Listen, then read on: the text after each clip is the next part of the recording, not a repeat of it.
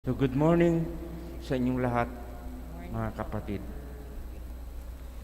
Last week, ako ay pumunta sa ospital sa isang doktor para ikonsulta ang kirot o yung sakit na nararamdaman ko sa aking kanang paa mula sa ilalim ng baywang hanggang doon sa ibaba ng aking paa.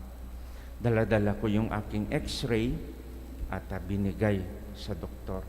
At tinignan niya kung ano yung nakikita sa x-ray. At pagkatapos ng ilang sandali, ay sabi niya kaagad sa akin na, "Father, ikaw ay may sciatica." Siguro ngayon nyo lang narinig yung karamdaman na yung sciatica ay tungkol sa sciatic nerve mula sa dito sa baywang hanggang sa ating mga paa. At minsan ito ay out of order, kaya ito ay sumasakit.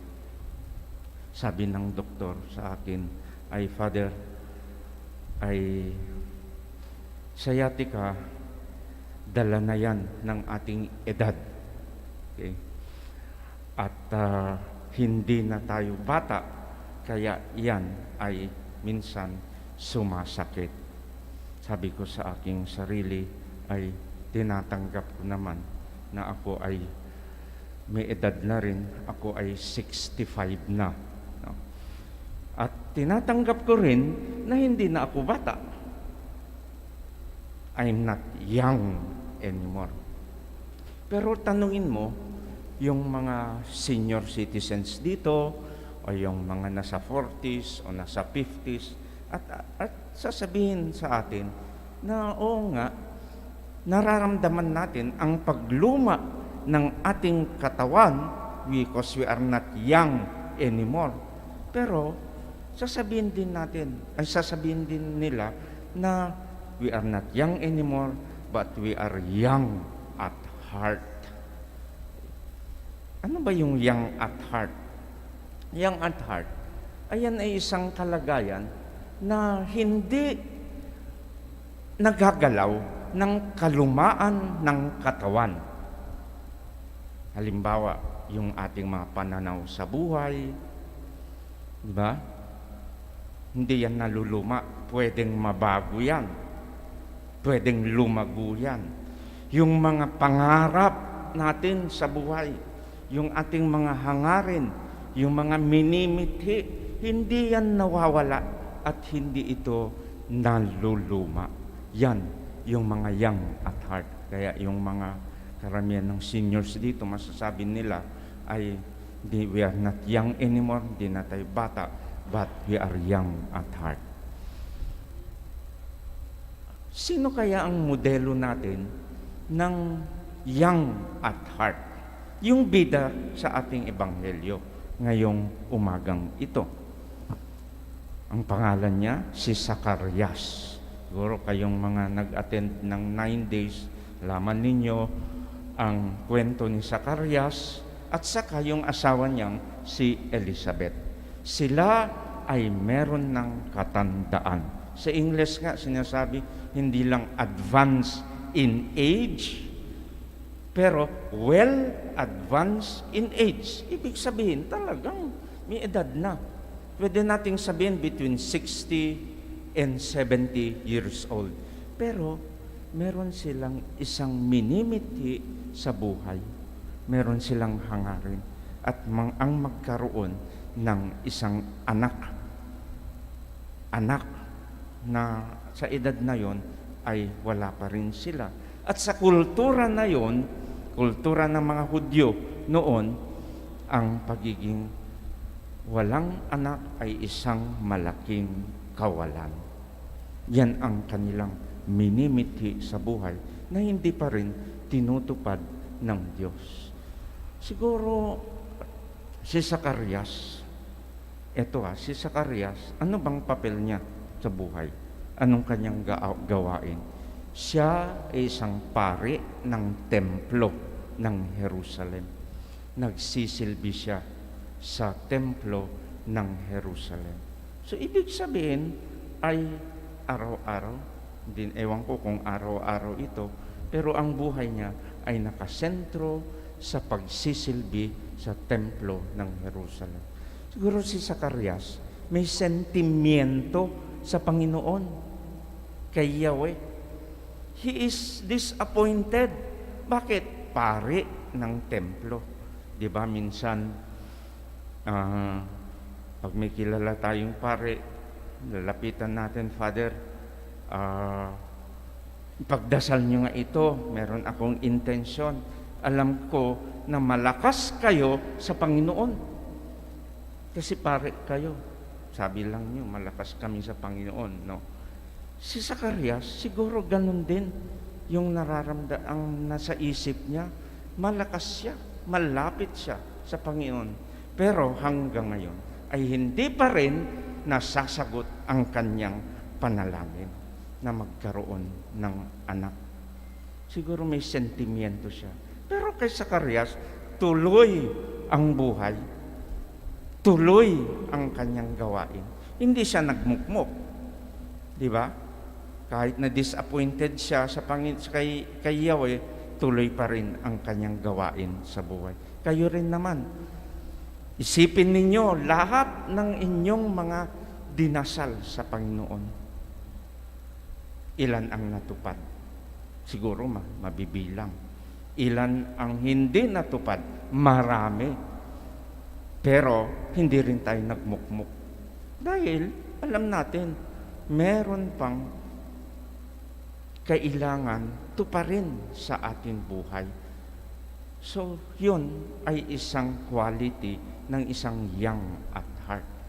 Alam niya kung paano hawakan ang mga kasawian. Hindi naman siguro kasawian yun, no? Kung mga trahedya sa buhay na dumarating sa ating buhay.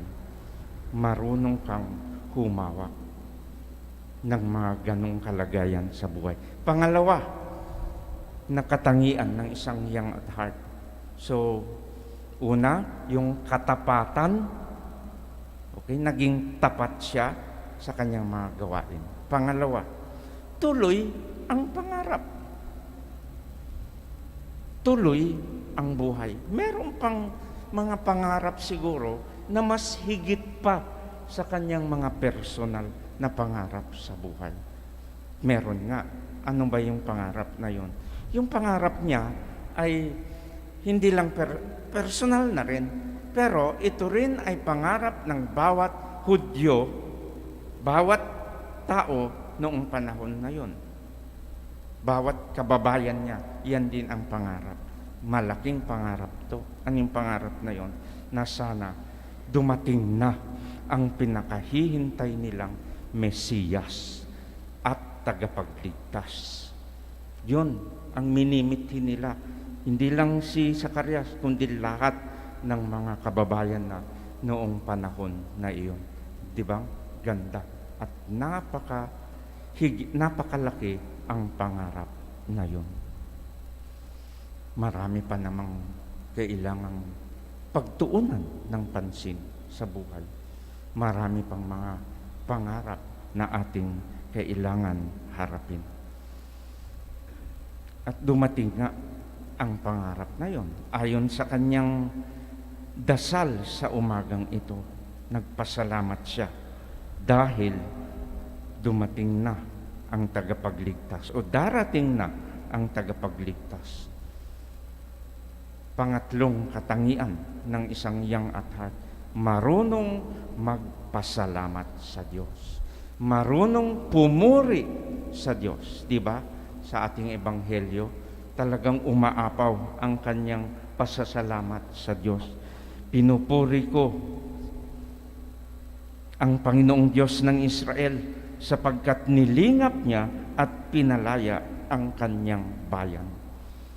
Darating na ang pinipintuhong nilang tagapagligtas at higit sa lahat, meron pang bonus na binigay ng Diyos sa kanya. Ano yung bonus na yun? Nagkaroon siya ng inaasam na anak. Si Zacarias at saka si Elizabeth ay nagkaroon ng anak sa kanilang edad. Nang pangalan niya ay si San Juan Bautista na siyang naghanda ng daan ng tagapagligtas.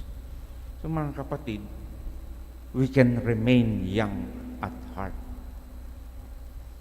3 qualities o katatlong katangian. Una, tuloy ang buhay kahit na maraming hindi maganda na nangyayari sa ating buhay. Pangalawa, tuloy kang mangarap sa buhay dahil hindi naluluma ang pangarap. At pangatlo ay laging magpasalamat sa Diyos. Balik ako doon sa pagpunta ko sa doktor. Sabi pa niya ay ganito, Father, yung kalagayan ninyo, pasensya na kung sasabihin ko sa inyo to, ang kalagayan nyo ay on and off. Ibig sabihin, pwedeng mawala yung sakit sa ngayon, pero babalik at babalik yan. At yung kalagayan nyo ay magiging lifetime na. Lifetime. Ibig sabihin ay hanggat meron kang hininga at buhay ka pa, ay magkakaroon ka na ng kalagayan o karamdaman na sciatica. Ang reaksyon ko ay ganito. Medyo nalungkot ng konti, pero sabi ko, salamat na lang. Kung lifetime yan, at least meron pa akong life at meron pa rin akong time. Ibig sabihin, meron pa akong buhay at meron pa rin akong panahon at oras sa buhay. So maraming salamat sa Panginoon. So sa Paskong ito, itong ating panalangin na tuluyan tayong punong-puno ng buhay,